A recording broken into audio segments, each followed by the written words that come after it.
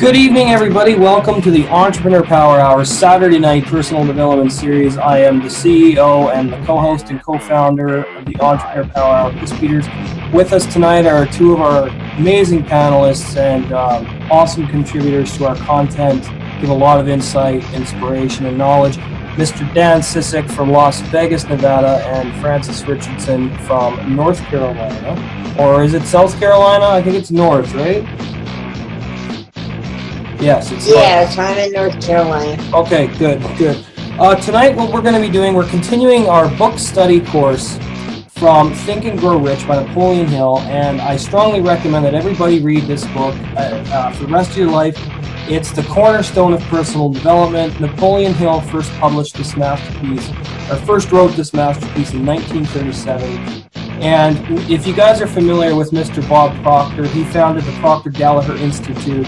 He is the author of You Were Born Rich, and he talks about how Think and Grow Rich was the book that springboarded him to success. He's studied it ever since 1951, or 1961, sorry. So that tells you how much knowledge there is in that one book. And I strongly recommend that everybody study that book for the duration of your careers as entrepreneurs, because it's absolutely vital. So what I'm going to do now is I'm going to move my camera down near my speaker so that we get crisp, clear audio from the MP3 file. And we're going to get started right now. So here we go. Chapter 5, Specialized Knowledge, Personal Experiences, and Observations. Chapter 5, Specialized Knowledge, Personal Experiences, or Observations. The fourth step toward riches. There are two kinds of knowledge. One is general, the other is specialized. General knowledge, no matter how great in quantity or variety it may be, is of but little use in the accumulation of money. The faculties of the great universities possess in the aggregate practically every form of general knowledge known to civilization. Most of the professors have but little or no money. They specialize on teaching knowledge, but they do not specialize on the organization or the use of knowledge. Knowledge will not attract money unless it is organized and intelligently directed through practical plans of action to the definite end of accumulation of money. Lack of understanding of this fact has been the source of confusion to millions of people who falsely believed that knowledge is power. It is nothing of the sort. Knowledge is only potential power. It becomes power only when and if it is organized into definite plans of action and directed to a definite end. The missing link in all systems of education known to civilization today may be found in the failure of educational institutions to teach their students how to organize and use knowledge after they acquire it. Many people make the mistake of assuming that because Henry Ford had but little schooling, he is not a man of education. Those who make this mistake do not know Henry Ford, nor do they understand the real meaning of the word educate. That word is derived from the Latin word educo, meaning to educe, to draw out, to develop from within. An educated man is not necessarily one who has an abundance of general or specialized knowledge. An educated man is one who has so developed the faculties of his mind that he may acquire anything he wants, or its equivalent, without violating the rights of others. Henry Ford comes well within the meaning of this definition. During the World War, a Chicago newspaper published certain editorials in which, among other statements, Henry Ford was called an ignorant pacifist. Mr. Ford objected to the statements and brought suit against the paper for libeling him. When the suit was tried in the courts, the attorneys for the paper pleaded justification and placed Mr. Ford himself on the witness stand for the purpose of proving to the jury that he was ignorant. The attorneys asked Mr. Ford a great variety of questions, all of them intended to prove by his own evidence that while he might possess considerable specialized knowledge pertaining to the manufacture of automobiles, he was, in the main, ignorant. Mr. Ford was plied with such questions as the following. Who was Benedict Arnold? And how many soldiers did the British send over to America to put down the rebellion of 1776? In answer to the last question, Mr. Ford replied, I do not know the exact number of soldiers the British sent over, but I have heard that it was considerably larger than the number that ever went back.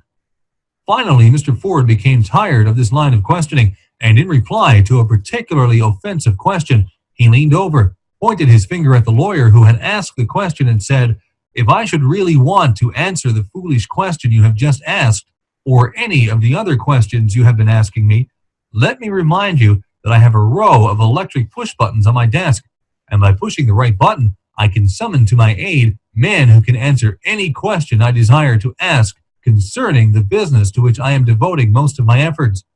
Now will you kindly tell me why I should clutter up my mind with general knowledge for the purpose of being able to answer questions, when I have men around me who can supply any knowledge I require?" There certainly was good logic to that reply. The answer floored the lawyer. Every person in the courtroom realized it was the answer not of an ignorant man, but of a man of education. Any man is educated who knows where to get knowledge when he needs it, and how to organize that knowledge into definite plans of action. Through the assistance of his mastermind group, Henry Ford had at his command all the specialized knowledge he needed to enable him to become one of the wealthiest men in America. It was not essential that he have this knowledge in his own mind. Surely no person who has sufficient inclination and intelligence to read a book of this nature can possibly miss the significance of this illustration. Before you can be sure of your ability to transmute desire into its monetary equivalent, you will require specialized knowledge of the service, merchandise, or profession which you intend to offer in return for fortune.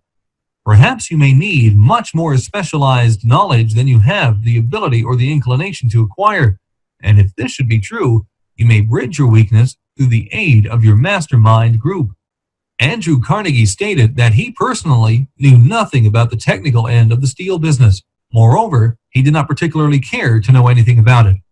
The specialized knowledge which he required for the manufacture and marketing of steel, he found available through the individual units of his mastermind group. The accumulation of great fortune calls for power, and power is acquired through highly organized and intelligently directed specialized knowledge. But that knowledge does not necessarily have to be in the possession of the man who accumulates the fortune. The preceding paragraph should give hope and encouragement to the man with ambition to accumulate a fortune who has not possessed himself of the necessary education to supply such specialized knowledge as he may require. Men sometimes go through life suffering from inferiority complexes because they are not men of education. The man who can organize and direct a mastermind group of men who possess knowledge useful in the accumulation of money is just as much a man of education as any man in the group. Remember this: if you suffer from a feeling of inferiority because your schooling has been limited, Thomas A. Edison had only 3 months of schooling during his entire life. He did not lack education, nor did he die poor. Henry Ford had less than a 6th grade schooling, but he has managed to do pretty well by himself financially. Specialized knowledge is among the most plentiful and the cheapest forms of service which may be had. If you doubt this, consult the payroll of any university. It pays to know how to purchase knowledge. First of all, decide the sort of specialized knowledge you require and the purpose for which it is intended. To a large extent, your major purpose in life, the goal toward which you are working, will help determine what knowledge you need. With this question settled, your next move requires that you have accurate information concerning dependable sources of knowledge. The more important of these are one's own experience and education available for cooperation of others, mastermind alliance, colleges and universities, public libraries, through books and periodicals in which may be found all the knowledge organized by civilization, special training courses through night schools and home study schools in particular. As knowledge is required, it must be organized and put into use for a definite purpose through practical plans. Knowledge has no value except that which can be gained from its application toward some worthy end. This is one reason why college degrees are not valued more highly. They represent nothing but miscellaneous knowledge. If you contemplate taking additional schooling, first determine the purpose for which you want the knowledge you are seeking. then learn where this particular sort of knowledge can be obtained from reliable sources.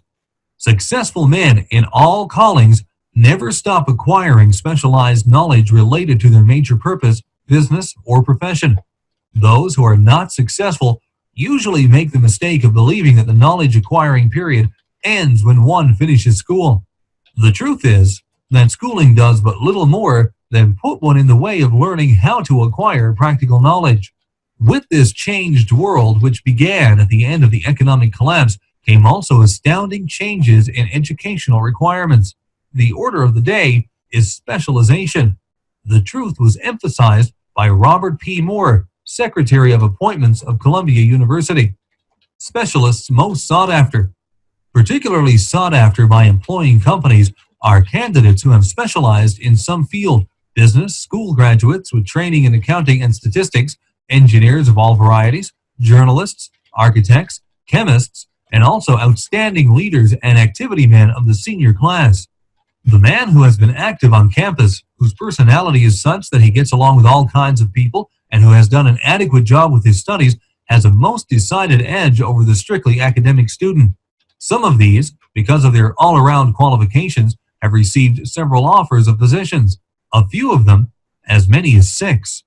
In departing from the concept that the straight-A student was invariably the one to get the choice of the better jobs, Mr. Moore said that most companies look not only to academic records, but to activity records and personalities of the students.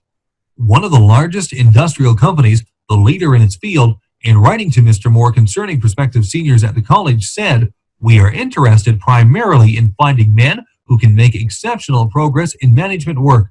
For this reason, we emphasize qualities of character, intelligence, and personality far more than specific educational background."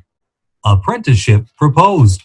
Proposing a system of apprenticing students in offices, stores, and industrial occupations during the summer vacation, Mr. Moore asserts that after the first 2 or 3 years of college, every student should be asked to choose a definite future course and to call a halt if he has been merely pleasantly drifting without purpose through an unspecialized academic curriculum. Colleges and universities must face the practical consideration that all professions and occupations now demand specialists, he said, urging that educational institutions accept more direct responsibility for vocational guidance. One of the most reliable and practical sources of knowledge available to those who need specialized schooling is the night schools operated in most large cities. The correspondence schools give specialized training anywhere the U.S. males go on all subjects that can be taught by the extension method. One advantage of home study training is the flexibility of the study program, which permits one to study during spare time. Another stupendous advantage of home study training, if the school is carefully chosen, is the fact that most courses offered by home study schools carry with them generous privileges of consultation, which can be of priceless value to those needing specialized knowledge. No matter where you live, you can share the benefits. Anything acquired without effort and without cost is generally unappreciated, often discredited. Perhaps this is why we get so little from our marvelous opportunity in public schools. The self-discipline one receives from a definite program of specialized study makes up to some extent for the wasted opportunity when knowledge was available without cost. Correspondence schools are highly organized business institutions. Their tuition fees are so low that they are forced to insist upon prompt payments. Being asked to pay, whether the student makes good grades or poor, has the effect of causing one to follow through with the course when he would have otherwise dropped it. The correspondence schools have not stressed this point sufficiently, for the truth is that their collection departments constitute the very finest sort of training on decision promptness, action, and the habit of finishing that which one begins. I learned this from experience. More than 25 years ago, I enrolled for a home study course in advertising. After completing 8 or 10 lessons, I stopped studying, but the school did not stop sending me bills. Moreover, it insisted upon payment, whether I kept up my studies or not. I decided that if I had to pay for the course, which I had legally obligated myself to do, I should complete the lessons and get my money's worth. I felt at the time that the collection system of the school was somewhat too well organized, but I later learned in life that it was a valuable part of my training for which no charge had been made. Being forced to pay, I went ahead and completed the course. Later in life, I discovered that the efficient collection system of that school had been worth much more in the form of money earned because of the training in advertising I had so reluctantly taken. We have in this country what is said to be the greatest public school system in the world. We have invested fabulous sums for fine buildings. We have provided convenient transportation for children living in the rural areas so they may attend the best schools. But there is one astounding weakness to this marvelous system. It is free. One of the strange things about human beings is that they value only that which has a price. The free schools of America and the free public libraries do not impress people because they are free. This is the major reason why so many people find it necessary to acquire additional training after they quit school and go to work. It is also one of the major reasons why employers give greater considerations to employees who take home study courses.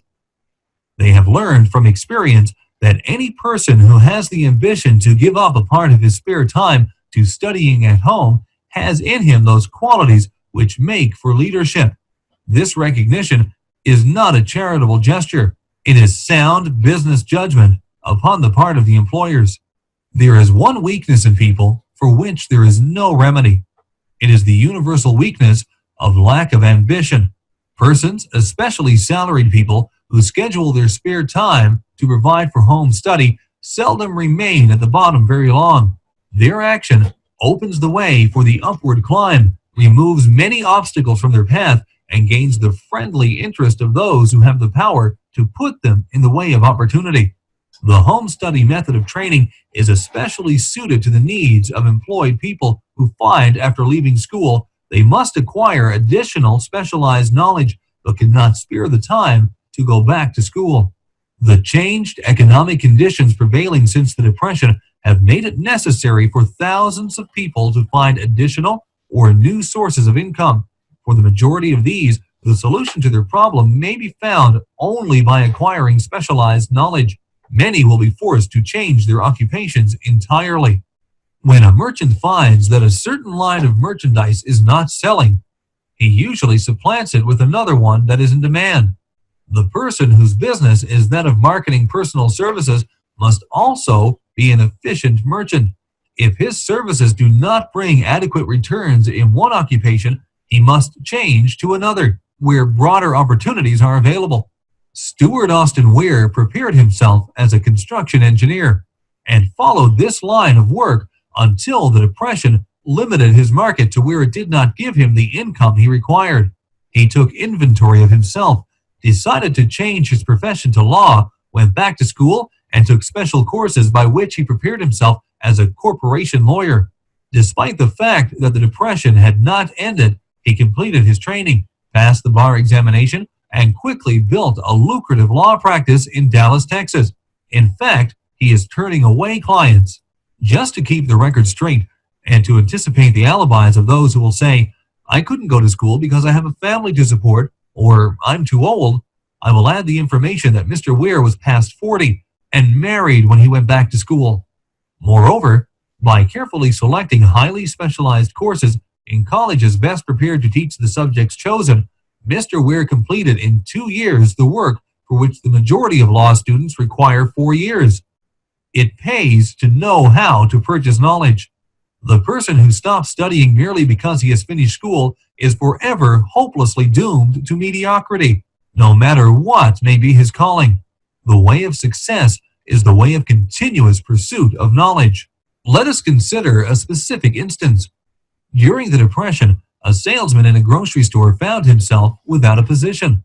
Having had some bookkeeping experience, he took a special course in accounting, familiarized himself with all the latest bookkeeping and office equipment, and went into business for himself. Starting with the grocer for whom he had formerly worked, he made contracts with more than 100 small merchants to keep their books at a very nominal monthly fee. His idea was so practical that he soon found it necessary to set up a portable office in a light delivery truck, which he equipped with modern bookkeeping machinery. He now has a fleet of these bookkeeping offices on wheels, and employs a large staff of assistants, thus providing small merchants with accounting service equal to the best that money can buy at very nominal cost. Specialized knowledge plus imagination were the ingredients that went into this unique and successful business. Last year, the owner of that business paid an income tax of almost 10 times as much was paid by the merchant from whom he worked when the Depression forced upon him a temporary adversity, which proved to be a blessing in disguise.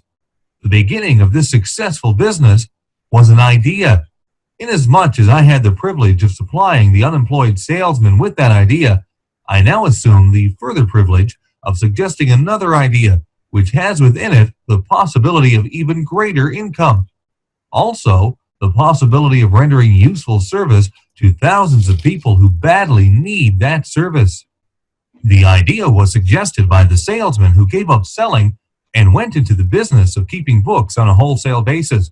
When the plan was suggested as a solution of his unemployment problem, he quickly exclaimed, "I like the idea, but I would not know how to turn it into cash." In other words, he complained he would not know how to market his bookkeeping knowledge after he acquired it. So, that brought up another problem which had to be solved. With the aid of a young woman typist, clever at hand lettering, and who could put the story together, a very attractive book was prepared, describing the advantages of the new system of bookkeeping. The pages were neatly typed and pasted in an ordinary scrapbook, which was used as a silent salesman with which the story of this new business was so effectively told that its owner soon had more accounts than he could handle. There are thousands of people all over the country who need the services of a merchandising specialist capable of preparing an attractive brief for use in marketing personal services. The aggregate annual income from such a service might easily exceed that received by the largest employment agency, and the benefits of the service might be made far greater to the purchaser than any to be obtained from an employment agency. The idea here described was born of necessity to bridge an emergency which had to be covered, but it did not stop by merely serving one person. The woman who created the idea has a keen imagination. She saw in her newly born brainchild the making of a new profession, one that is destined to render valuable service to thousands of people who need practical guidance in marketing personal services. Spurred to action by the instantaneous success of her first prepared plan to market personal services, this energetic woman turned next to the solution of a similar problem for her son who had just finished college, but had been totally unable to find a market for his services. The plan she originated for his use was the finest specimen of merchandising of personal services I have ever seen. When the plan book had been completed, it contained nearly 50 pages of beautifully typed, properly organized information, telling the story of her son's native ability, schooling, personal experiences, and a great variety of other information too extensive for description. The plan book also contained a complete description of the position her son desired, together with a marvelous word picture of the exact plan he would use in filling the position. The preparation of the plan book required several weeks' labor, during which time its creator sent her son to the public library almost daily to procure data needed in selling his services to best advantage. She sent him also to all the competitors of his prospective employer and gathered from them vital information concerning their business methods, which was of great value in the formation of the plan he intended to use in filling the position he sought. When the plan had been finished, it contained more than half a dozen very fine suggestions for the use and benefit of the prospective employer. The suggestions were put into use by the company. One may be inclined to ask, why go through all this trouble to secure a job? The answer is straight to the point. Also, it is dramatic, because it deals with a subject which assumes the proportion of a tragedy with millions of men and women whose sole source of income is personal services. The answer is, doing a thing well never is trouble. The plan prepared by this woman for the benefit of her son helped him get the job for which he applied, and the first interview at a salary fixed by himself. Moreover, and this too is important, the position did not require the young man to start at the bottom. He began as a junior executive at an executive salary. Why go to all this trouble, do you ask? Well, for one thing, the planned presentation of this young man's application for a position clipped off no less than 10 years of time he would have required to get to where he began, had he started at the bottom and worked his way up. This idea of starting at the bottom and working one's way up may appear to be sound, but the major objection to it is this. Too many of those who begin at the bottom never manage to lift their heads high enough to be seen by opportunity, so they remain at the bottom. It should be remembered also that the outlook from the bottom is not so very bright or encouraging. It has a tendency to kill off ambition. We call it getting into a rut, which means that we accept our fate because we form the habit of daily routine, a habit that finally becomes so strong we cease to try to throw it off. And that is another reason why it pays to start 1 or 2 steps above the bottom. By doing so, one forms the habit of looking around, of observing how others get ahead, of seeing opportunity and embracing it without hesitation. Dan Halpin is a splendid example of what I mean. During his college days, he was manager of the famous 1930 National Championship Notre Dame football team when it was under the direction of the late Knute Rockne. Perhaps he was inspired by the great football coach to aim high and not mistake temporary defeat for failure, just as Andrew Carnegie, the great industrial leader, inspired his young business lieutenants to set high goals for themselves. At any rate, young Halpin finished college at a mighty unfavorable time when the Depression had made jobs scarce. So after a fling at investment banking and motion pictures, he took the first opening with a potential future he could find, selling electrical hearing aids on a commission basis. Anyone could start in that sort of job, and Halpin knew it, but it was enough to open the door of opportunity to him. For almost 2 years, he continued in a job not to his liking, and he would never have risen above that job if he had not done something about his dissatisfaction. He aimed first at the job of assistant sales manager of his company, and got the job. That one step upward placed him high enough above the crowd to enable him to see still greater opportunity. Also, it placed him where opportunity could see him. He made such a fine record selling hearing aids that A.M. Andrews, chairman of the board of the Dictograph Products Company, a business competitor of the company for which Halpin worked, wanted to know something about that man, Dan Halpin, who was taking big sales away from the long-established Dictograph company. He sent for Halpin. When the interview was over, Halpin was the new sales manager, in charge of the Acousticon division. Then, to test young Halpin's mettle, Mr. Andrews went away to Florida for 3 months, leaving him to sink or swim in his new job. He did not sink. Knute Rockne's spirit of all the world loves a winner and has no time for a loser inspired him to put so much into his job that he was recently elected vice president of the company and general manager of the Acousticon and silent radio division, a job which most men would be proud to earn through 10 years of loyal effort. Halpin turned the trick in a little more than 6 months. It is difficult to say whether Mr. Andrews or Mr. Halpin is more deserving of eulogy, for the reason that both showed evidence of having an abundance of that very rare quality known as imagination. Mr. Andrews deserves credit for seeing in young Halpin a go-getter of the highest order. Halpin deserves credit for refusing to compromise with life by accepting and keeping a job he did not want. And that is one of the major points I am trying to emphasize through this entire philosophy, that we rise to high positions or remain at the bottom because of the conditions we can't control if we desire to control them. I am also trying to emphasize another point, namely that both success and failure are largely the results of habit. I have not the slightest doubt that Dan Halpin's close association with the greatest football coach America ever knew planted in his mind the same brand of desire to excel which made the Notre Dame football team world famous. Truly, there is something to the idea that hero worship is helpful, provided one worships a winner. Halpin tells me that Rockne was one of the world's greatest leaders of men in all history. My belief in the theory that business associations are vital factors both in failure and in success was recently demonstrated when my son Blair was negotiating with Dan Halpin for a position. Mr. Halpin offered him a beginning salary of about 1/2 what he could have gotten from a rival company. I brought parental pressure to bear and induced him to accept the place with Mr. Halpin, because I believe that close association with one who refuses to compromise with circumstances he does not like is an asset that can never be measured in terms of money. The bottom is a monotonous, dreary, unprofitable place for any person. That is why I have taken the time to describe how lowly beginnings may be circumvented by proper planning.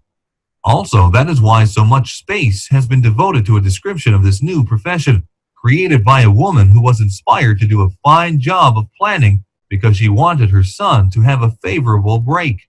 With the changed conditions ushered in by the world economic collapse came also the need for newer and better ways of marketing personal services. It is hard to determine why someone had not previously discovered this stupendous need, in view of the fact that more money changes hands in return for personal services than for any other purpose.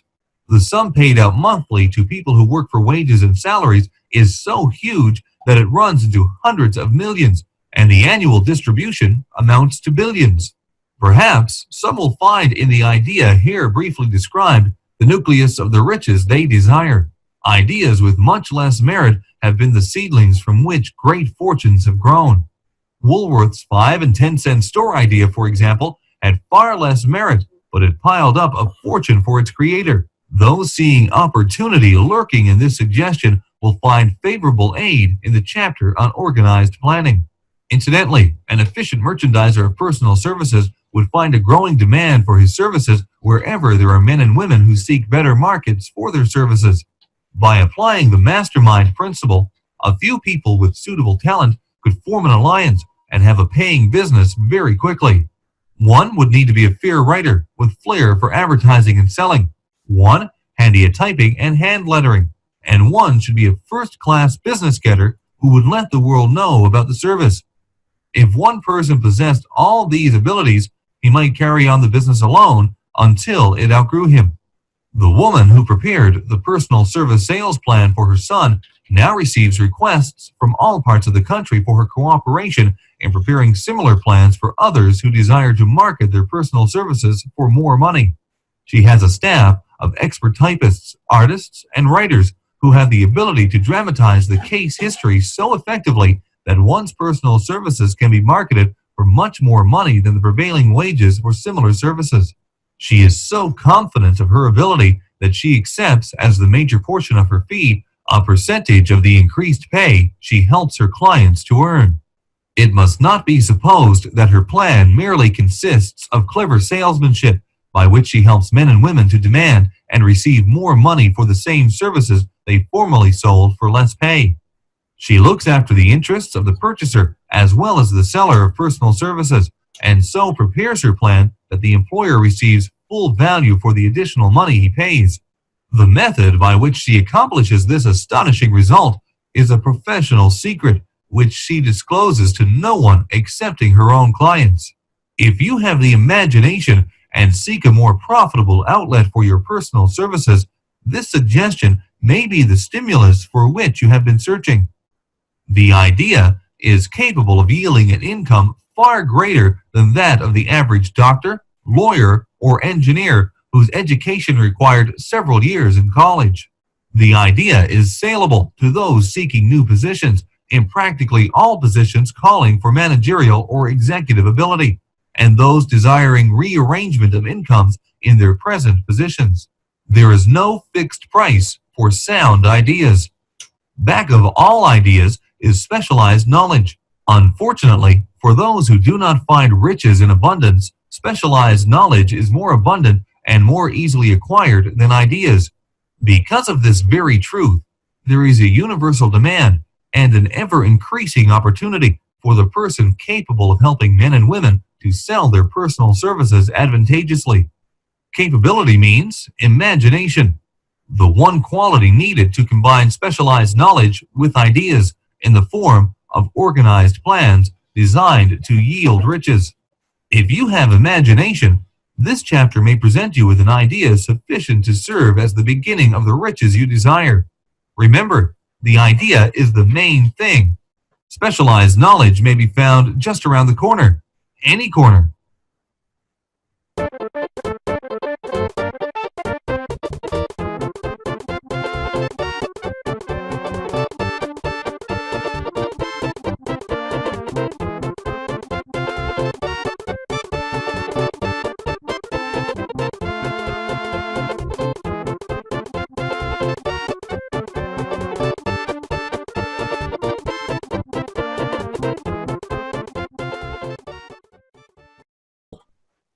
Everybody still alive?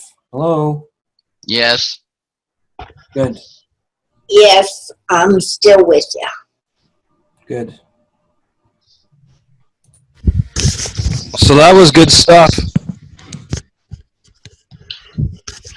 Got any takeaways, thoughts, guys? Some input? As I look back over and through, I thought the interesting thing he mentioned was about college. That was just one thing that really got me, because I always thought, ooh, I have a college degree. Woohoo, look out. And then he was talking about how he just paid for more and more knowledge. It's just like, I wasn't learning anything, but they kept charging me. Mm-hmm. Yeah, a lot of the stuff he talked about ties into what we're doing with our business. You know, we're learning how to market our personal services, and we definitely want people to realize that we're committed to learning, growing, adapting, and changing, and specializing in our fields as much as we need to. And I think it was something that I heard years ago when I was at I was at a party with some other people, and there was a guy there who was selling products, some kind of health products or whatever. And I asked him, I'm like, you know, how do you do that? He goes, well, I just learned how to do it. I studied. This was what I wanted to specialize in, and learned how to do it, and this is what I do now. So I think the more that you and I and everybody keeps learning and growing through books like Think and Grow Rich, and the training that we're getting with the mentors that we finally have found, it's only a matter of time, Kareem. Yeah, definitely. I mean, even today, talking with Isaac Yeah. and really seeing him break it down, that was more than any marketer has ever given me. And I really have to say, like, for what he's done, can you, thank you. But for what Isaac did today, that's more than, and people have told me, oh, I'm a great marketer. I mark better than, I can market this, I can market that. I know all the ins and outs. And then he sits down for an hour, and I've learned more than any marketing class or any other marketer has ever taught me. Yeah, me too. Me too. And he's going to keep doing it. That's the exciting thing. I know. I guess. I think. Oh, No. I think for me the takeaway I got was that that in essence we are all educated. Just it may not be what everybody else perceives as education, and it's just if you learn something, that's education. If you continue to learn different things, even though you may not go to college or school or something, even people that work on cars, they're educated because of how much they have to learn and understand about cars, especially nowadays, that they understand that I don't. I could probably gain an understanding by being side by side with them and dealing with them, but it doesn't necessarily make them any less. No. So on that end, that I think is the big thing I got out of this. And I've read this before, I've heard it before, but I think it kind of really settled in that it seems weird to me that a lot of the people that have made their fortunes have not been what most people would call educated people. And it's maybe in the sense of being educated was the thing that would have kept them from achieving what they needed to achieve. And in that sense, that might be something I need to reevaluate and relook at, even personally. Yeah, I mean, you look at Henry Ford's 6th grade education. I mean, and the guy's a billionaire. The Ford name has lived on for how long? The Ford Motor Company's the largest in the automobile industry. I think Chevrolet is next, and I believe Honda is the 3rd largest. And then you got Volkswagen out of Europe and stuff like that. But without Henry Ford, we wouldn't have vehicles. you wouldn't have the V8 engine block, because he casted 8 cylinders in one block, and his team kept telling him it can't be done. Because I don't care. I'm not paying you for that. Go cast it. Go do it. That's what I'm paying you for. And they did it because he was persistent enough to stare in the face of adversity and go, I'm not going to submit to defeat. And that's the attitude that Kareem and I have had since the very beginning. And here we are. It's all, and we've only just started. I mean, this is just the beginning of. Hate to say this, I got to cut out. I got to get going and get ready. So I'll talk to you guys later. All right, thanks, Dan. Cheers. So I think for you and I, Kareem, this kind of stuff is essential. We need to study this stuff as much as possible and continue to condition our subconscious minds with this kind of information and knowledge so that we become the people that people want to be around and want to get services from. Yeah, I mean, I completely agree, because talking about the college idea versus the people who are untrained, if you want to say that, looking at that specifically, I read a study where they had Harvard grads go out and do some job prospecting, and they did better at first, but then they had just some people who were, you know, let's say they were on the streets per se. They weren't necessarily bad people, but they said what happened eventually was that the people without the formal education just looked for different opportunities, tried different things, where the college educated people said, oh, there's a certain way of doing it, and this is how I'm going to do it.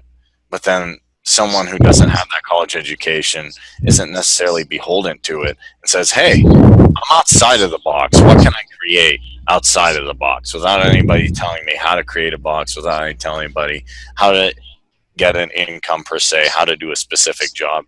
And that's what we're doing here. I eventually said I'm going to go exploring. Yep. Me too. And I met some cool people. Yep. It's just a matter of, and I say this every time we do this, it's a matter of how bad do you want it? You know, and like I said, we must be doing something right if people are getting, you know, saying things on YouTube that are less than favorable. We got to be doing something right. So yeah, there's some favorable comments too. There's actually more favorable, I've been looking, than non-favorable. But here's the interesting thing. Like, we just got off the call with Isaac. He went at it for 9 years, 5 years, had no success, and he's a real dude. He has real information to share. It's good information, and it is. I was like, whoa, 5 years of not succeeding, I'd be super frustrated, but he did it. And then he's coming out and showing us real practical worlds. Yeah. Well, I think my hat's off to both of you, because you didn't let somebody else that gave up their dream rain on your parade. No, people don't have that kind of power over me, Francis, or Kareem, I would say.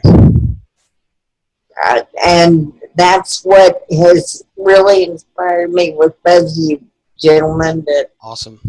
You're tenacious. I'll have to say, I'll have to give you the badge of tenaciousness that you both have stuck with it. Well, that's, you have to. You can't achieve massive success without massive amounts of work and massive amounts of contribution and massive amounts of persistence. They are equal to your work. That's right. Your results don't come from inaction or poorly made plans. It comes from hard work and knowledge and providing a service that benefits everybody. Providing services that benefit everybody. So, yep. Anyone? You guys have any closing thoughts before we wrap up? Because I want to get in the shower and stuff. So. What I was going to say is just another great mastermind. Learned a lot from it. Excited the people we're meeting. Excited what we're doing. And we're going to have a guest speaker on Tuesday creating the event. I was working a little bit on it last night, and I'm excited for that. Yeah, it's going to be cool. And definitely we're working with different people now who are experts who are going to help propel this thing forward, and I'm still working on the social media site. So who is going to be the guest speaker Tuesday? Is that Isaac, the gentleman you were just talking about? No, Not yet. We'll get him on at some point. It's a different guy that Kareem and I met through Fiverr, I believe, right, Kareem? I actually this guy I met actually through an interview I was looking, and then I reached out to him and said, hey, great interview. Oh, And we right, started yes, talking on a YouTube to Adam N. Williams, and we were talking about, I'm like, I want to present something to my audience. I think you'd be a good fit, and I really like you to do it. And he's real open. He's like, yeah, okay, let's do it. And I said, what topic? He said, health and higher consciousness. Boom, I'm putting it up. That's my goal. Awesome. All right, well, I want to thank everybody, Mr. Dan Sisek, Kareem, and Francis Richardson for being here tonight, and we will see you Tuesday night for our mastermind at 7:30 p.m., and have a great night.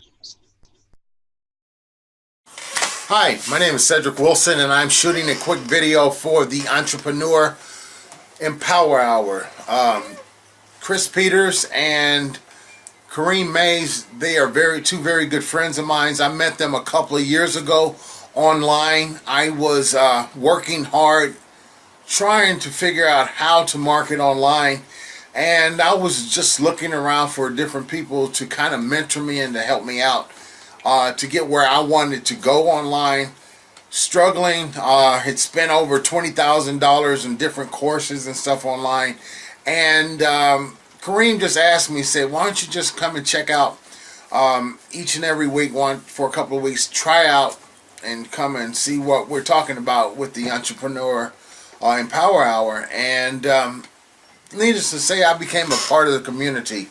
One thing about these two guys is they truly care. They are here to help you succeed in any aspect of business that you're in. Right now, they're launching their coaching service and so forth, and I just encourage you to check them out, see what this is all about. If you're having problems with marketing, traffic, capture pages, if you need something done such as building a website, a blog, or just some general advice on how to market, these are the guys to go to. One thing that I really like about these guys is that they are not, quote unquote, about the dollars, the dollar signs. A lot of companies and a lot of people out here, first thing they want to talk about is how much can they make out of a deal before they even give you an ounce of help.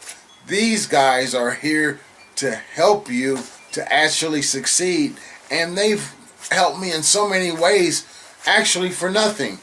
But you know what? The information, the care, the compassion, the empathy, and all these things that they show, that they come to the workplace with on a daily basis is invaluable. So I just encourage you to check out the Entrepreneur Empower Hour.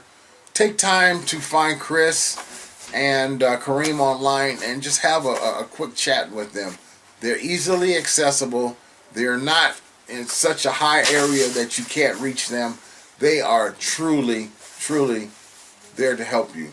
So with that, this is a quick testimonial. I don't do testimonials for everybody, but these guys I will go to the end of the earth for. So with that, I'm going to sign off. This is Cedric Wilson, and I insist on you making it a great day. Bye for now.